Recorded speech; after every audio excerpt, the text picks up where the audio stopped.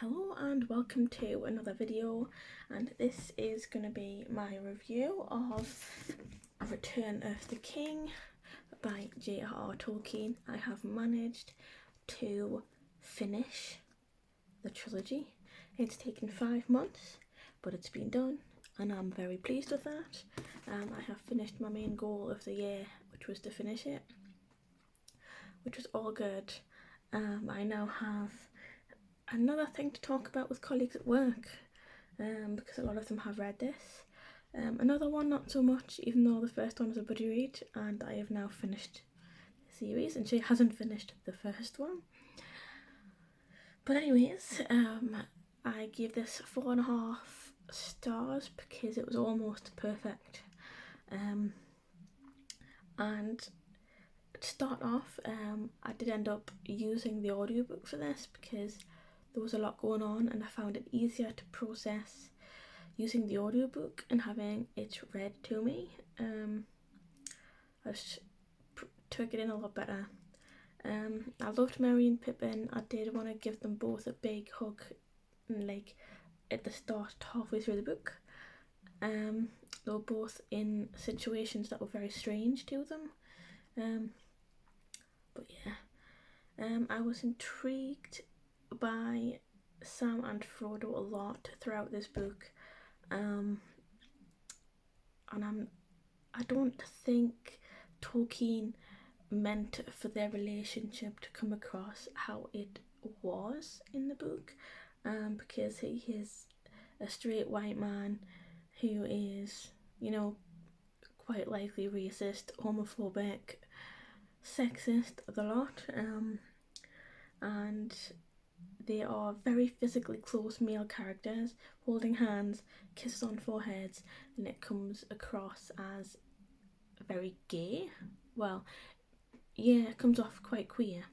It is obviously a platonic bond, they aren't actually gay, but it comes across a little bit like that in the book.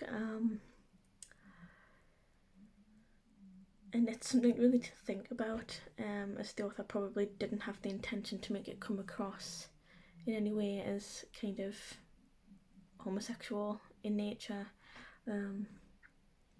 but it's something to think about. And if you'd compare, as I said, sexism before, if you compare the movie and the book, Eowyn in the book is the strong, fierce, independent female in the series, and in the book she does start off a little bit like that way, but to me she has this emptiness, and for her to try and fix that void of whatever's going on, she needs to fight and be in battle, and then as soon as a man comes along and has some very nice, pleasant, loving words with her, she's like, I will lay down my sword and bear children for you.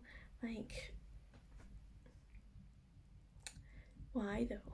Why can't you have all of the things if you really want them? And I didn't really like that when I was reading it. That annoyed me a little.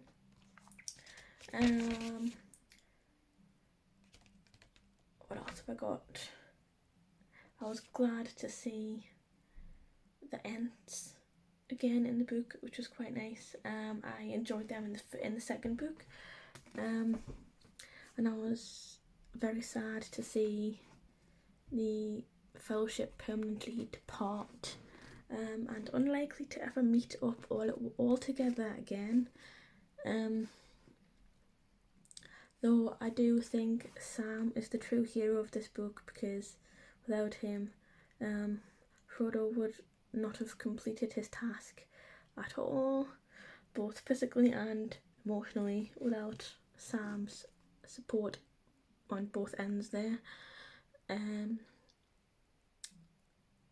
But yes, there was a bit at the end of the book that in the Shire that I wasn't expecting, which wasn't in the book, which was really interesting. Though I'll not spoil that if someone has not read the book.